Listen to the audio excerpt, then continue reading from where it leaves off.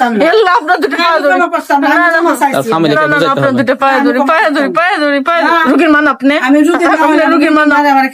আমি আপনার কাছে অনেক অন্যায় করছি, প্লিজ। এমন কেন বলতেছেন? হ্যাঁ, এই এতটুকু একটা অন্যায়, এতটুকু অন্যায়ের জন্য আসলে মারাটা ঠিক না, তাই না?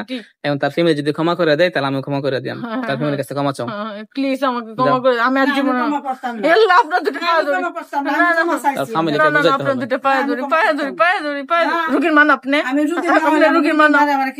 আমি আপনার কাছে অনেক অন্যায় করছি, প্লিজ। আপনি কি ক্ষমা করবেন? আমি ক্ষমা করতাম না। আমার মেয়েরে আমি সব ক্ষতি পূরণ দেব। আপনারা কি কি ক্ষতি করছে বলেন তো? প্রতি আমার মেয়ের সারিউল লইলে, সারিউল জামাতে বেদিলাম হইলে আমার ইয়ার লাগে প্রতি আর কি করণ লাগে। মুখে ডাকেন, হাতে রাইকে কথা বলেন। আমার মা আমার একটু আমার একটু হেল্প করেন। এখন তো ক্ষমা করতে চাই না। আপনার একটু ভুলের কারণে আমরা অনুরোধ করছি, কত মা মুক্তি চাইছি। ক্ষমা না চাইলে ক্ষমা পাইবা না, কথাই। আপনি আমার মা না, প্লিজ দয়া করেন। আপনার মেয়েকে আপনি চাইবেন কি মারে ফেলতেন? আমাকে একটু সাহায্য করেন না, প্লিজ। মা ডাকছে আপনাকে, মা ডাকছে, মা প্লিজ। বিভিন্ন জায়গায় বিভিন্ন কবিরাজ দেখাইছেন, কিন্তু মূলত তারা শরীরে হাজির করতে পারে নাই। যেহেতু হাজিরা হয় নাই, জবাই হবে কিভাবে, ঠিক না? তো আসলে এই সামান্য অন্যের জন্য মানুষের একজনের জীবন শেষ করে ফেলা, এটা আসলে বাহাদুরি না। একটুর জন্য একজনের জীবন শেষ করে ফেলা, কিংবা আমরা যেরকম আমাদের জীবনের মূল্য আছে, তাদের জীবনের কি আছে? মূল্য আছে, তাদের জীবনেরও মূল্য আছে। এখন তারা যেহেতু এখন ধরা খেয়ে গেছে, তারা চাচ্ছে আর ক্ষতি করবে না, আর আসবে জীবনে কখনো কোনোদিন।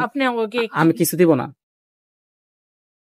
আমি কোনো কিছু দিব না। ঠিক আছে, জীবনে কখনো কোনোদিন যদি শুনি যে রোগীর কোনো দিক দিয়ে কোনোভাবেই সমস্যা হয়েছে, কাছে থেকে করছো কিংবা দূরের থেকে কিংবা নজরের মাধ্যমে করছো, তাহলে এটার পরিপূর্ণ কথা বলি, মারেন না।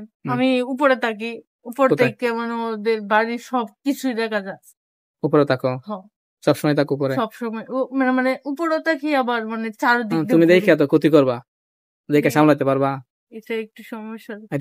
আমি আপনার কাছে সত্য কথা বলতেছি, আপনি সত্য না বললে না বাঁচার উপায় আছে না। আমি আপনার কাছে সব সত্য বলতেছি। আচ্ছা, এখন আপনি বিষয়টা একটু বুঝেন। আমি বুঝতেছি। এখন আমি থাকবো, ও বাড়িতে থাকবে, কিভাবে কেমনে কি আমি। তাইলে তুমি এই বাড়ি থেকে দূরে থাকো না, ও বাড়িতে থাক, সমস্যা নাই, কিছু একটা দেন। তোমার জীবনের চাইতে এটা এটা এটা মূল্য বেশি থাকাটা?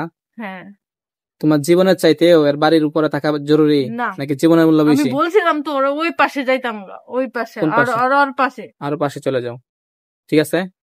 আর এখানে থাকা যাবে না। কোথায় চলে যাবা? যেখানে রুগী চলাচল করে না, যেখানে গেলে রুগীকে আর দেখা যাবে না, সেখানে চলে যাবা, ঠিক আছে? ঠিক আছে, মুখে বলো। জি, সত্য কথা নেই। রুগীর বাড়ি কিন্তু বেশি দূরে না। রুগী দেশের বাহির থেকে আসা নাই। কোথা থেকে আসা নাই? দেশের বাহির থেকে আসা নাই। এখানে হচ্ছে আমাদের পার্শ্ববর্তী থানা করিমগঞ্জ, ঠিক আছে? চাইলে দিন আসে দিনে চলে যেতে পারবে, তাই না? প্রয়োজন হলে আমি যাব, প্রয়োজন হলে কি যাব? আমি যাব। যেহেতু তোমাদেরকে ধরতে পারছি, পরবর্তী ধরা সম্ভব না। ঠিক আছে, আমাদের এইদিকে যান যে। হ্যাঁ, যাইলে কি হইব?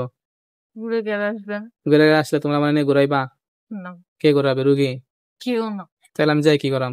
দেখবেন আমি কোন জায়গায় আসছি।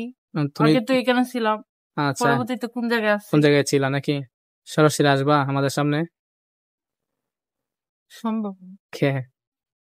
সরাসরি সম্ভব না কেন? এত কেমন তো এখন আমার এত কেমন তো হয় নাই, কিন্তু বহুত ধোঁকা দিছে সবাইকে না? হাসে দি অভ্যাস, চরিত্রগত অভ্যাস, তাই না? চরিত্রের সমস্যা। আচ্ছা, আপনি এখানে আসেন।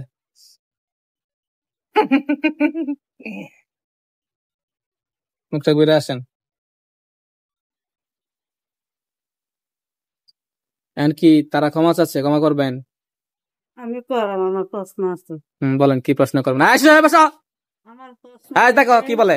আমার বাড়ির কাছে থেকে দূরে যাইব সেরা, আর আমার মেয়ের 15 দিনের ভিতরে বিয়ে দেওয়া। প্রশ্ন, যে কোনো জায়গাতে আমার মেয়ের পছন্দ মতন তারা পছন্দ করে না, তারা আটকায় রাখছে।